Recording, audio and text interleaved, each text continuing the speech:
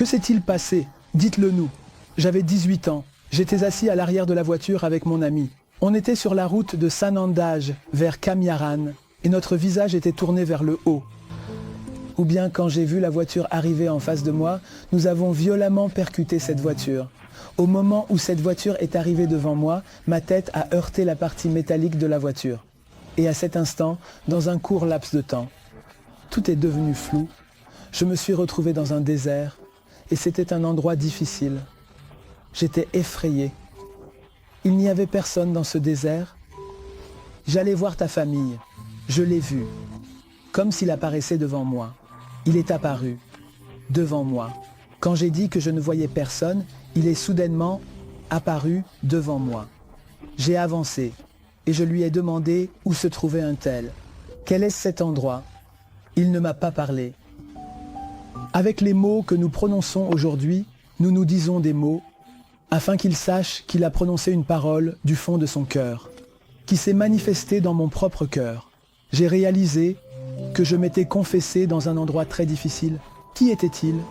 C'était de notre faute si cela s'était produit avant mon arrivée, et il était évident que Xenia était partie. Et j'étais très heureux et soulagé de voir quelqu'un qui la connaissait dans le désert de Baraut. Il était tellement plus réel dans mon cœur, comme si j'avais compris que je n'étais plus en vie, que je n'étais plus dans ce monde. Après avoir entendu cela, je me suis vraiment senti perdu. Comme s'il n'y avait rien pour m'aider.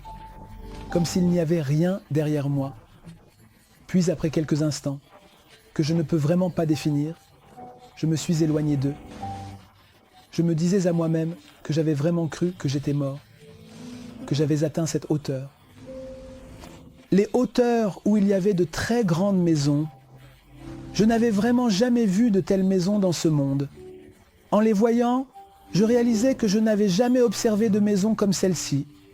Par rapport aux maisons d'aujourd'hui où nous vivons, c'était vraiment comme un immense océan.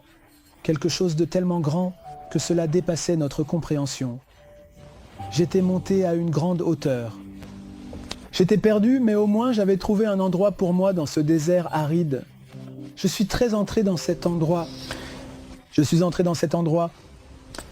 Il y avait beaucoup de gens assis, tous vêtus de blanc. Ils portaient des vêtements blancs. C'étaient des membres de ma famille, ceux que je connaissais. La lumière émanait de leur être. Ils m'ont appelé vers eux, vers le bassin où ils étaient assis. On dirait qu'ils sont près du bassin de Kosar. Ce que le prophète avait promis, qui mange. Bien parmi eux, j'étais vraiment très heureux d'avoir trouvé cet endroit pour moi, grâce à cette grande bénédiction qu'il m'avait donnée de cette eau bénie. C'était tellement précieux que je ne peux même pas le décrire.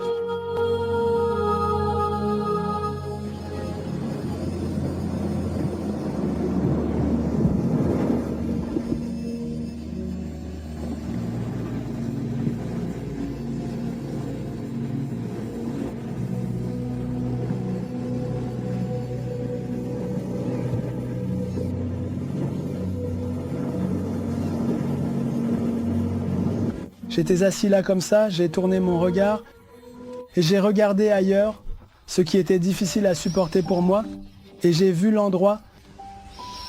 C'était comme si j'avais dessiné des barreaux comme une prison.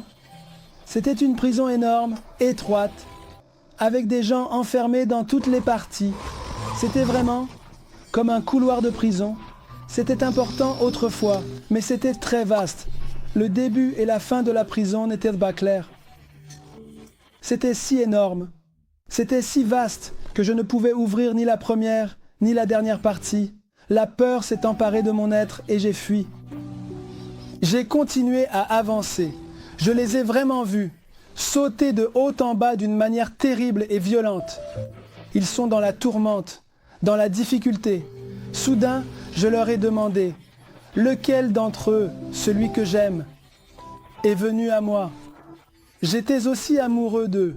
Je ne veux pas mentionner leur histoire. Je leur ai demandé pourquoi nous sommes ici, dans cet état. Quelle est la raison pour laquelle tu te retrouves ici? Pourquoi es-tu dans cet état?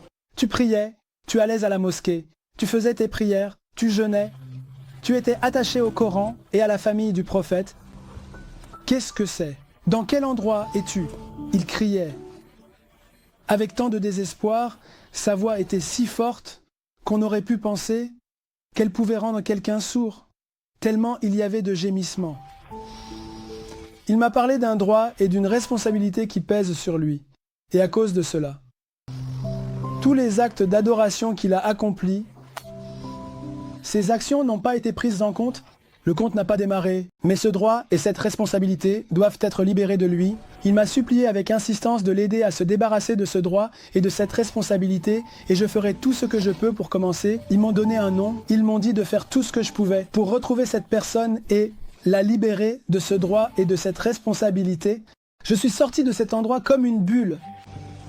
Ce nœud, c'est comme si j'étais dans une bulle, et en sortant de cet endroit immense, je me suis retrouvé à nouveau dans le désert. Je continuais à avancer, errant dans le désert. À un moment, j'ai regardé au loin et j'ai vu une femme d'une lumière éclatante. Une femme dont la beauté, la perfection et le parfum de son existence emportaient l'esprit des gens. Quelque chose qui fait trembler mes poignets quand je le vois. C'était comme si je connaissais déjà cette sainte femme, comme si je la connaissais. Comme si mon cœur m'avait dit qu'elle était cette femme lumineuse. Je courus vers elle, comme si elle m'appelait en me disant « Viens à moi, viens à moi ». Dès que je vis cette femme, je m'approchai d'elle avec un désir indescriptible. Sa beauté, sa perfection, sa grandeur étaient si grandes que je tombais à terre sans aide. Je me suis mis à pleurer et à gémir, comme si j'étais coupé de tout le monde, et je n'avais plus de force, alors je me suis tourné vers cette personne. Je pleurais, lui racontant ma situation, lui disant que j'étais dans un endroit difficile, que je ne savais pas où j'étais et que personne ne pouvait m'aider. Je lui ai demandé de me guider, car la pression était énorme sur moi et j'avais besoin de son aide dans cet endroit difficile. Je suis honoré par sa présence sacrée, par sa communauté qui m'a été révélée. C'est une communauté d'une lumière éclatante, d'une blancheur incroyable.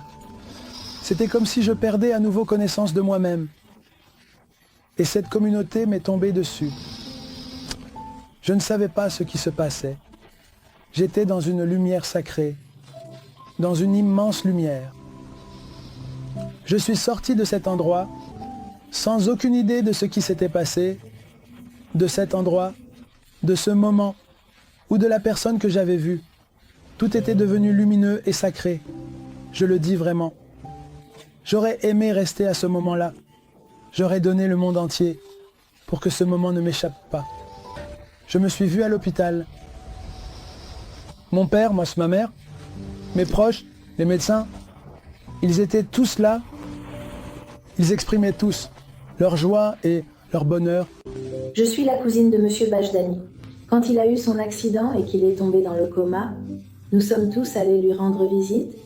Et quand nous sommes revenus de leur rendre visite, nous avons trouvé des chatons blancs à Hayat et nous les avons nourris avec du lait. Lorsque Monsieur Bajdani est sorti du coma, ils sont venus nous voir et nous ont dit que nous avions nourri les chatons qui se trouvaient à Divaristan. Moi et tous ceux qui étaient là avons été vraiment choqués par cette scène. Comment avez-vous pu voir cette scène alors que Monsieur Badrani était dans le coma et que les médecins avaient perdu tout espoir pour lui et maintenant ils viennent la voir? Pour cette raison, je suis allée à l'adresse qu'ils m'avaient donnée. Ont-ils aussi évoqué le sujet? Ils ont aussi évoqué la question du bien et du mal. Ils n'ont pas évoqué la question du bien et du mal. Ils ont juste dit « Haq et Nazi sont de retour ». Il faut bien comprendre qu'ils n'ont donné que l'adresse et qu'ils ont dit à la personne « Oui, je suis allé à l'adresse et je lui ai parlé. Oui, je lui ai parlé et je lui ai donné l'adresse de la personne qui a fait ce mal et ce péché et plus encore. » Et il hésitait, comme s'il ne pouvait pas croire comment il avait découvert que cette affaire s'était produite entre nous. Il le savait lui-même, il savait que cela lui était arrivé. Toute cette histoire s'était produite. Il s'est tourné vers cette personne, mais il a été surpris que je sois au courant de cette affaire. Il a demandé qu'est-ce qui était bien et mal. Apparemment, ils ont changé quelqu'un dans un groupe pour montrer leur fausse personnalité au public. Ils ont ouvertement détruit la personnalité d'une autre personne qui était vraiment brisée. Et à mon avis, c'est un péché de briser un cœur. Quel impact cet événement a-t-il eu sur votre vision de la vie? Dans le ciel et sur terre, il n'y a pas de place pour moi, mais je peux trouver ma place dans le cœur des gens. Dieu est avec vous dans toutes les épreuves, mais je ne peux pas me sentir bien à cause de ma propre douleur et de mon cœur brisé. Et c'est là que ça devient intéressant. Quel impact cet événement a-t-il eu sur votre vision de la vie? Cette douleur cardiaque que j'ai ressentie m'a poussé à travailler avec encore plus de passion et d'engagement pour servir les gens et pour plaire à Dieu. Je me souviens de Dieu et de toutes ces choses que j'ai vraiment vues de mes propres yeux. Cette douleur m'a beaucoup marqué, même si elle était si intense que peut-être personne ne pourrait la supporter. Mais parce que je me souvenais de ce moment, cela restait gravé dans mon cœur. Je le revivais à chaque instant. J'ai continué ma prière avec cette connexion, même quand j'étais malade. Cela me permettait d'interagir avec lui. J'avais vraiment été touché par ma foi. Avec tout ce que j'avais vu, je comprenais vraiment. Donc, en ce qui concerne votre relation, avec la religion et les croyances, cela s'est renforcé ou êtes-vous resté dans le même état? En fait, cela s'est renforcé à un tel point que mon être était rempli d'amour pour ces choses que j'avais vues. Il n'y avait plus de place vide. Est-ce que c'était le cas, que pendant un certain temps, vous ne vouliez pas partager cette expérience avec d'autres ou peut-être seulement avec des personnes spécifiques? D'abord, après cet incident qui m'est arrivé, j'ai dit que je n'avais pas eu de nouvelles de moi pendant 1 an ou 2. J'ai pleuré toute la journée et toute la nuit. J'ai pleuré toute la nuit et toute la journée. J'ai jeûné toute la nuit et toute la journée. J'ai prié toute la journée et toute la nuit. J'étais si faible que j'étais faible. Tout était une question de caractère. Ces jours-là étaient très difficiles pour moi. Ce n'était pas comme maintenant. Maintenant que je me suis adapté, je peux continuer mon chemin. Mais à cette époque, je ne pouvais pas accepter la raison pour laquelle j'étais venu dans ce monde. J'étais plus concentré sur moi-même. Je luttais avec moi-même. D'où venais-je?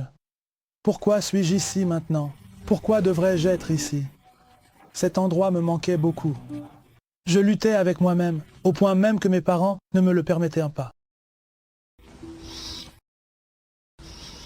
Pourquoi notre enfant est-il si perturbé? Qu'est-ce qui le rend triste?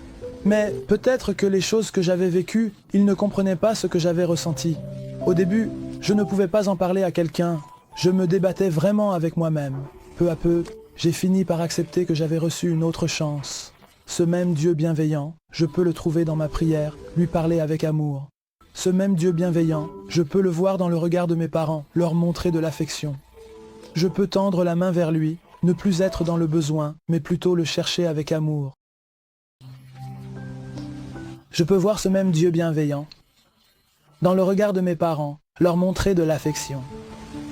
Ce même Dieu bienveillant, je peux tendre la main vers lui, ne plus être dans le besoin, mais plutôt saisir sa main,